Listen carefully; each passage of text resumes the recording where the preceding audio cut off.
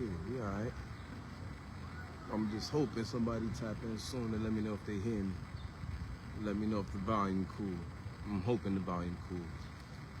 In the past, we done had technical difficulties with the sound, so I just want to make sure if somebody could just be like, yo, I hear you.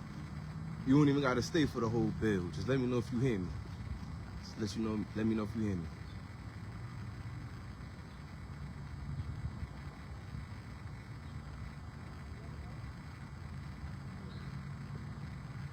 It's a beautiful day. It's a beautiful day. It's a beautiful day. What's good to my champs all around the world? It's Champ Jones coming live from Hartford, Connecticut with another episode of Chatting with the Community. I know individuals that usually follow this particular platform of mine, of ours, right? Traditionally, we'll be in the street somewhere on the corner, on a busy avenue somewhere, or near a bus stop. 2026, we're gonna switch it up a little bit, mix it up a little bit. We're gonna do a little bit of green spaces, quiet spaces, and city streets. We spent the whole 2025 and 2024 live and direct in the middle of our busiest intersections within the city, to say the least, and which was beautiful, and I love it. However, there's the other part where, I want to help expose other peaceful, active, quiet, secluded, safe, calm, family-oriented, peaceful, inviting environments within our city that's right in the middle of areas where we have a lot of concentrated families and activity, right? So currently I'm on the north end in the South Arsenal section of the city at the Willie Ware Center, man. And I love the Willie Ware Center. It's one of them parks where, even if I didn't grow up here, I feel at home here, right? I didn't grow up in this particular part of the city, but whenever I come to the Willie Ware Center, it remind me of down south, like, for some reason. Like, whenever I come over here, it remind me of down south. Like, you know what I'm saying? Years ago, I got my African name from Fothergill, OG Fothergill, right here at the Willie Ware Center. So, I got a little bit of my own little personal connection here, but needless to say, between the tree shade, the tree canopy, and just it being in this little cut, I can appreciate a space like this. So if you ever in Hartford, the north end, south end, west end, wherever, but you want to go to a park where you can bring your kids and be in the cut, enjoy the breeze, feel the wind, listen to the trees, and relax, Willie Ware. The Willie Ware Park, Willie Ware Center is definitely right on Windsor Street. I suggest it, right? However, right, let's get into it, because I don't want to hold y'all too long, because I still have other priorities that I have to, that I'm obligated to attend to. So, it's a beautiful family over there. Needless to say, the topic I want to bring on today, and I'm hoping if you're watching this, even if you're not clicked in on the live, that's cool. I already know how that go. I ain't mad at it. But if you scrolling and just hear me, even if it don't apply to you, but it's someone that could use a conversation. This isn't a training. This isn't a teaching. This is a build. You know what I mean? This is a conversation. This is a safe space. This is somewhere where we share. I'm not giving anything but a safe space. Other than that, I'm not here to provide anything to make you question yourself or what you're going through. If anything, I'm here to remind us all, we all going through it. Don't feel alone. That's my biggest thing. I always told myself and other people that know me, if you know me, you really know me. Like, if you know me, my biggest thing is I can accept being right. I can accept being right. I can over accept being wrong. I have no problem with being wrong. However, don't call me crazy. That's it. Don't call me crazy. I could be right, I could be wrong, but I'm not crazy. You know what I'm saying? I'm not saying crazy in the sense of, here we go, we back, here we go. All right, there we go. All right, cool, we back. Yeah, I don't mind being right. I don't really care too much about being right. I embrace being wrong, but just let's not come across like I'm out of this world. You know what I'm saying?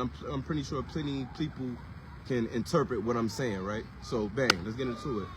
Today's conversation, right, is heartfelt. It's real. It's deep. And if you overstand, it's necessary. This is necessary, right? This is a necessary conversation. And to be fair across the board, right? I'm going to use myself as the case study, the foundation, and the example. I'm not even going to pull out statistics today. I'm not going to pull out any facts that's going to highlight us as a collective community. And even though it's good to know those things so we could address them collectively, needless to say, I'm approaching this from my experience, my observations, and trying to create a space of normality for these type of engagements, these type of connections, and these type of safe spaces, right? I love women. I love women. Are you kidding me? I got more women in my family than men on both sides of my family. And we got a lot of niggas, but I got a lot of women. I got more aunts than I got uncles. You get what I'm saying? I knew my grandmothers more and been exposed to my grandmothers more than my grandfathers. I got more sisters than I got brothers. So I love women. I love women. Everything I do, I keep in mind of the feminine energy because that's what I was raised around. If anybody know, man, me and my mother is like this. We like Tupac and Afeni, man. Or even, you know what I'm saying? Me and my mother is a different wave. I say all of that to say my mind always has a compartmentalized integration of the female perspective in any pursuit I may want to do, right? However, today, all women are included, but I want my fathers and uncles, right? Caregivers, right? Grandfathers, big brothers, cousins. I need y'all to tap in for this conversation, right? This is a conversation in which I overstand, in which I'm gonna hold myself accountable, or not hold myself accountable per se, but put myself in the forefront. The conversation I'm gonna have with y'all today is not a conversation that most of us, male or female, but I'm specifically speaking to our fathers, that you would be willing and ready and open to share with other people. This is a conversation, if you're like me, you deal with. If you're like me, this is a conversation that keeps you up at night. It asks for a different side of you. It asks for a different part of you. Big bruh, what's going on, big bruh? Salute, that's my big brother, man. Brian Perry, man. No pork on this fork, you heard? Tap in. If you got community events, if you got organizational conferences, outreach efforts, and you want some organic, delicious hot dogs provided by a community member himself that got his own story, his own background, who's deeply involved in elevation, deeply involved in raising the consciousness of those who you know that can use it the most, holla at big bro, man. Brian Perry, man. No pork in his fork, man. Much respect, big bro. Needless to say, right? This is for my brothers that's going through this, or may go through this, right? And bang, I'm gonna put the title as this, right? Always big bro, man. Come on, big bro. We gotta still link, man. You got a story, man, that need to be heard. And even though we live on that type of joint where if you know, that's cool. We're gonna respect that. However, your story could change lives, man. Your story could change lives, man. And not for nothing, I know for a fact, at some point, you're gonna be more involved and more in demand, right? Even if that's teaching young individuals that grow up in the ghetto or low income circumstances that may have stumbles, how to bounce back, become entrepreneurs and feed their families. You teaching us how to fish, bro. Sometimes, look, shit, teaching me how to fish may be more valuable than how to read sometimes if you overstand. So salute to you again, bro. But yeah, I'ma title this. I wanna put it right. I want to put it right, because I don't want to single or create any marginalization or anything. So I'm going to say, this is the title, right? This is the title of this build. It takes a special father to raise a child with special needs. That's the title. It takes a special father to raise a child with special needs, right? And I hope some of y'all felt goosebumps like I did, because this is home for me. This is real. This is my reality. But this is also an observation that not only I observed, but I didn't engage with a few individuals, and I got some insight and extraction of information that revalidated the fact that I'm not alone. I share the same concerns, the same worries, and there's no space for these conversations. Those are 3 things I got from collective conversations with men, right?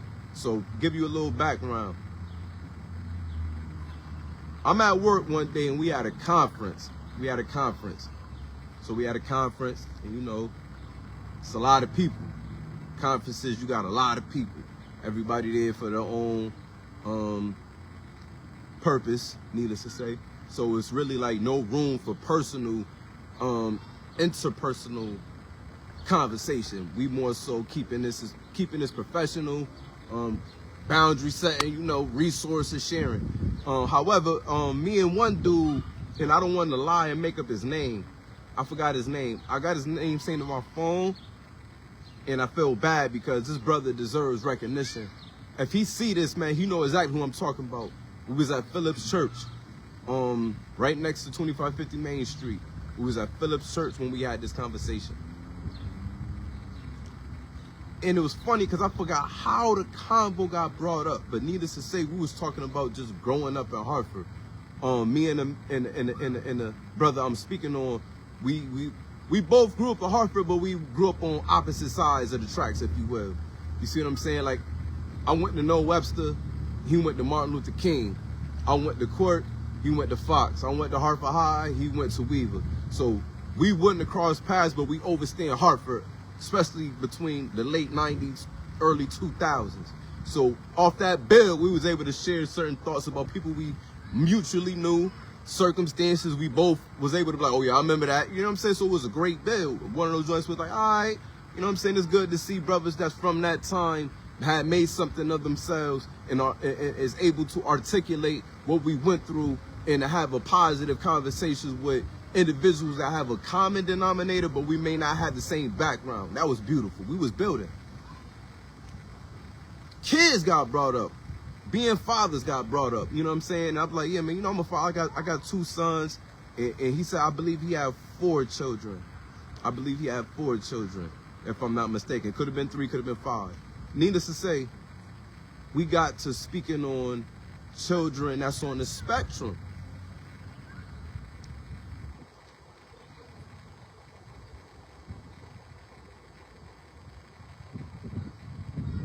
We got to building about children on the spectrums, man. And that's why I'm low-key disappointed in myself. I don't remember this brother's name because he definitely deserves credit for his strength, vulnerability, openness, to share the fact like he was dealing with, you know what I'm saying, a certain amount. I don't want to lie and say how many, but he had a circumstance where some of his children was dealing with being autistic and nonverbal. And off the rip, I say, yo, I almost hugged this dude. Off the rip, because everybody know, if they may not know, I'm a father of a child with special needs, right? And I love my baby to death, man. Are you kidding me?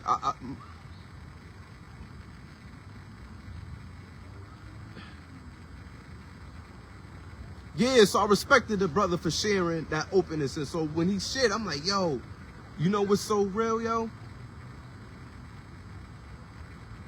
I'm going through the same thing, yo. You know what I'm saying? In so many ways, I'm like, yo, man, you coming from wherever you from in Hartford, right? Say less. I'm coming from wherever I'm coming from in Hartford. Say less. but we both know what it takes to have made it to get to here now.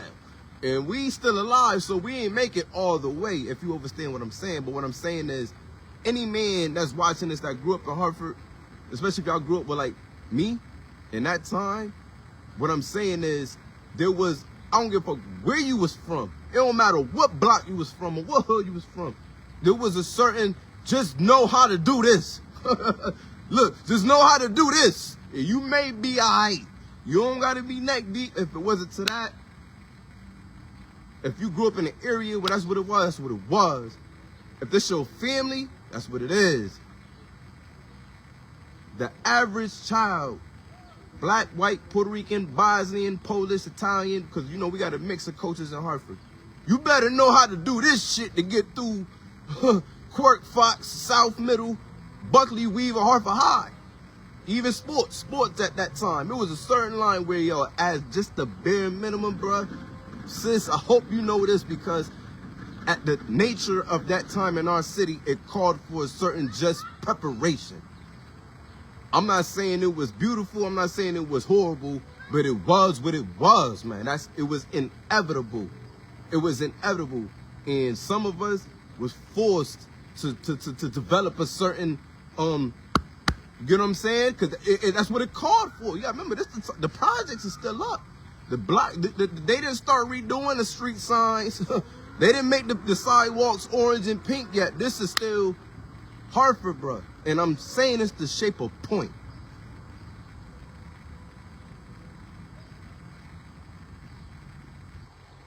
A lot of our uncles, big brothers, and fathers before us, and so if you raised like me, right, was prepared for certain things that didn't speak to school. And I'm not saying that like I'm not saying drugs, I'm not saying crime. We talking about male survival, black male survival to be in particular, and that's a different teaching, man. And I could damn near shed a tear in hindsight to be like, yo, young black boys, man, we forced to learn some shit too early, bruh. Too early.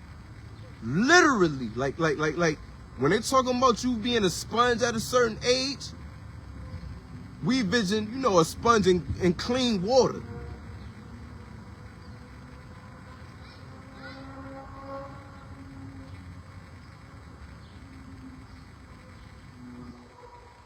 The centuries and the pain, the triumphs, the trials, the downfalls of every black man in America, from its inception to now, every young black man is raised to embrace, internalize that pain so they can numb it and make it through the day, yo.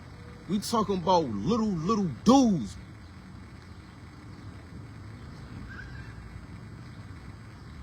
We talking about little dudes, yo. We talking about little dudes, man, that got to take on society's perception and expectations, they family standards and expectations, their community standards and expectations, and their own personal identity before they turn 12. Unless you was a young black man, and I'm not excluding other men, I'm not excluding any other genders, I'm only speaking to what I know and what I was raised around.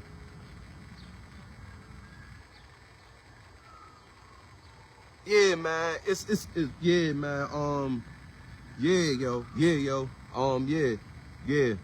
and back to my point. The way shout out my father, man. I love my father, yo. I love my pops. That's my pops, man. That's my hero. But needless to say, my father didn't raise me like a I wouldn't say like a son, but my father didn't raise me like son, let me take you to Yankee Stadium, or son, let's go fishing, or like nah, like my father, and in hindsight, I get it, and this is what make it real, I get it. My father was preparing me for the world.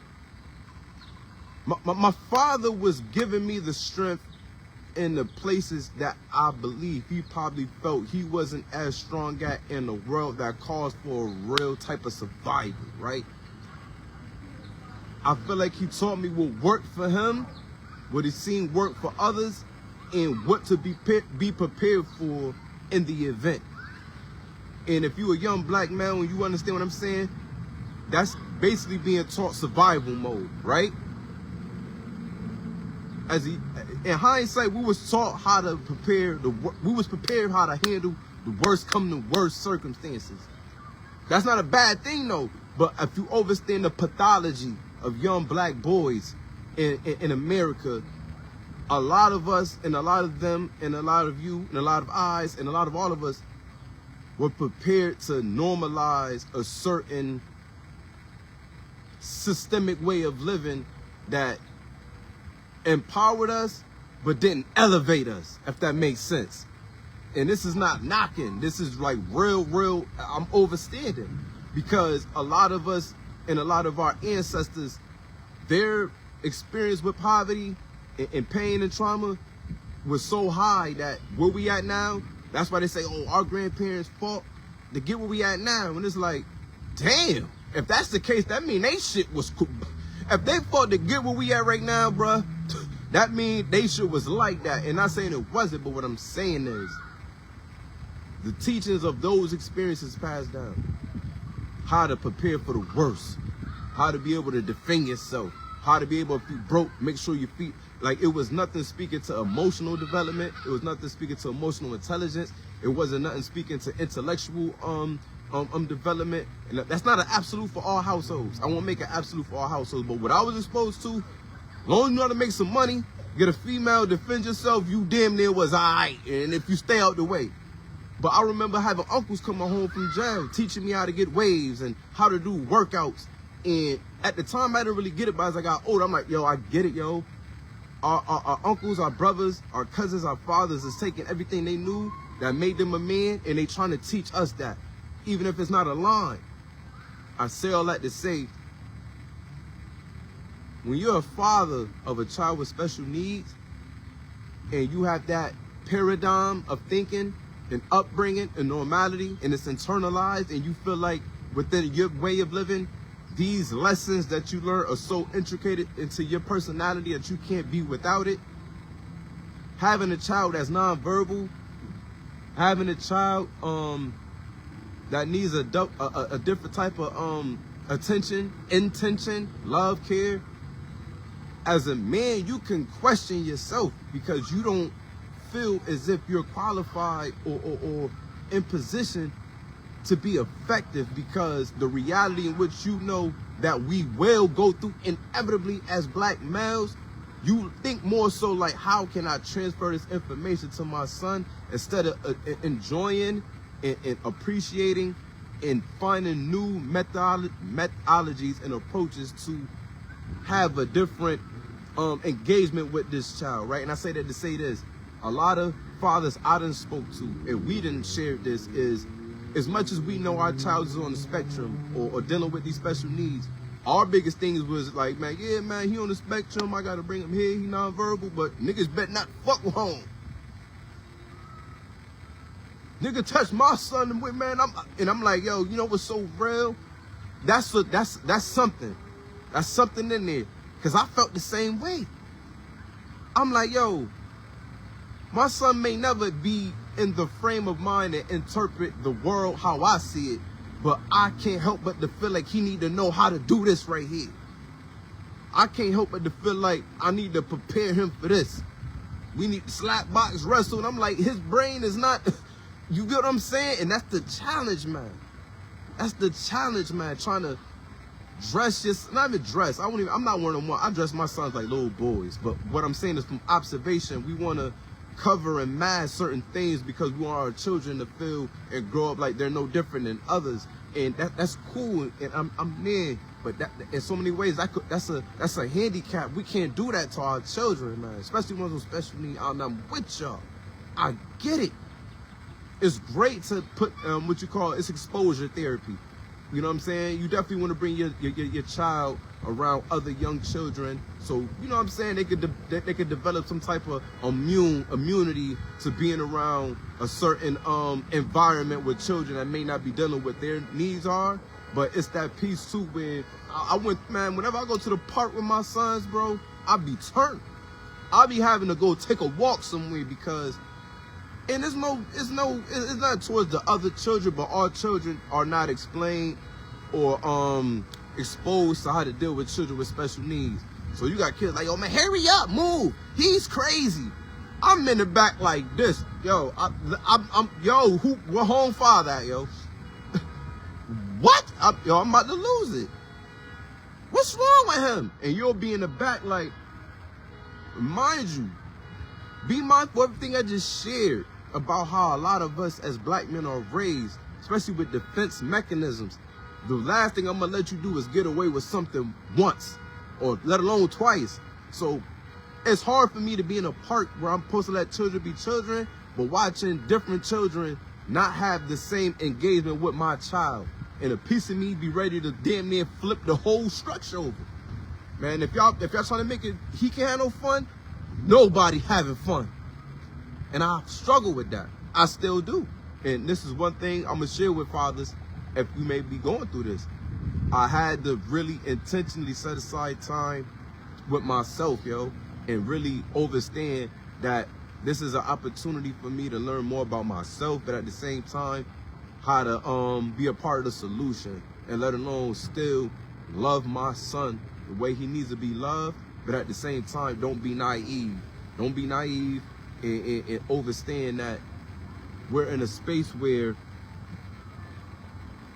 our way of being raised is almost outdated. If you was raised like me in the late 80s, early 90s to the 2000s, we was raised on a different type of thing, man. And I hate to say it, but in hindsight now, I overappreciate it because there's been circumstances that have manifested where you'll be like, all right, I see why my pops or uncles taught me this. But that's this level, man. There's other levels that we have yet to normalize or expand and explore as men. And that's not a bad thing, bro. I'm just saying, I understand it, but there's a piece in there where I'm like, we about to have a circumstance where a lot of our children, our young boys, some of them gonna be diagnosed, some may not be diagnosed. Some of them may be in clinical therapeutic supports, some may not get it. But they're gonna be walking these same streets that we just spoke about from how our grandfathers raised us, our fathers, our uncles, and our brothers, bro. They're gonna be walking these same communities, man. Some of them not gonna have a sign that say, I'm special needs. My mother raised a good point. My mother said, at some point, a lot of our young boys, man, that's nonverbal or dead on the spectrum, if they don't have that type of home support or you know what I'm saying, that support, and let's just say they are outside. Let's say he is 6 feet tall and he's walking an area in which it may be live activity and police encounter him and he's not responding to their asking because he's special need. And they may take it to the next level. That's the reality we got to start addressing and thinking about now, man. That's a real scary thought. You think you want your special needs child to start learning independency and you let them walk to the store just for them to bump into individuals who's not in the knowing of their circumstance, but charge them to the game.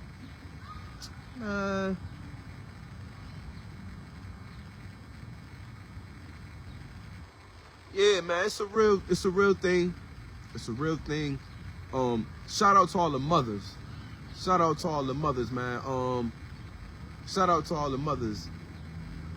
We all struggle with that, even with family members. Be easy how you treat my non. I can't.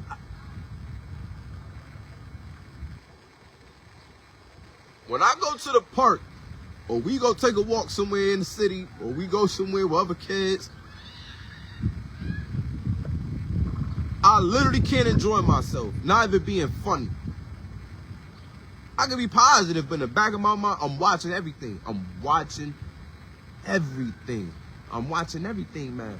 And I struggle with that because I'm like, these are still children. Like, you know what I'm saying? They don't know better, but it's that father in you. It's that masculine, protective factor that come in. And when you like, And mind you, as black men, we feel like we don't get treated fairly anyway.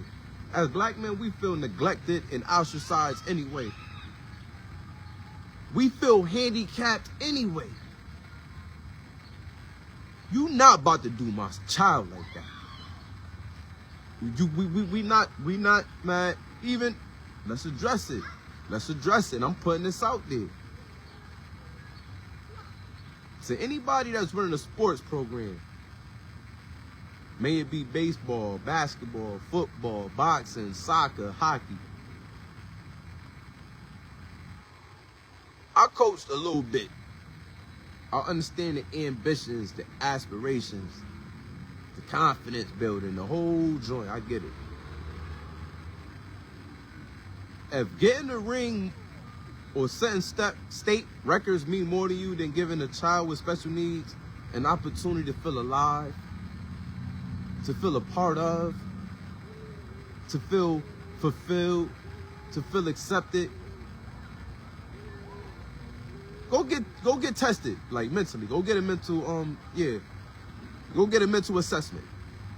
Cause there's no hey baby, there's no reason why children with special needs have to play in special need leagues. And I get it, I understand the safety protocols, understand all that.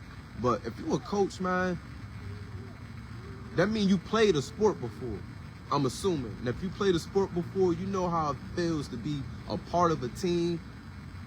I know how it feels to be a part of a team and not been a factor. And I know how it feels to be a part of a team that had been a factor. Don't do that. It's bigger than you, bro. You'll get your ring and your trophies and your little ass statues eventually, but don't exit out opportunities for children with special needs because you want to have a motherfucking undefeated season. And that's kind of why I be hesitant to sign my son up for certain sports. I'm like, yo, depending on the coach, he ain't about to sit the bench.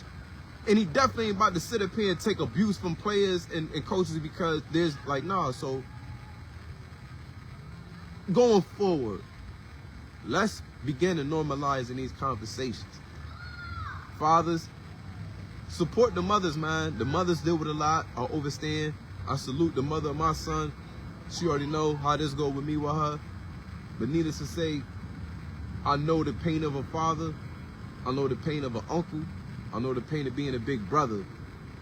And I'm here to say, if you know the pain of being a father, you know the pain of being a big brother, you know the pain of being an uncle, you're not alone. You're not alone. I encourage you to reach out, utilize all resources. If you don't know how to allocate those resources, inbox me. I'll show you. Or I'll share with you what I've come across that can make our lives easier, the community lives easier, and our children's lives easier.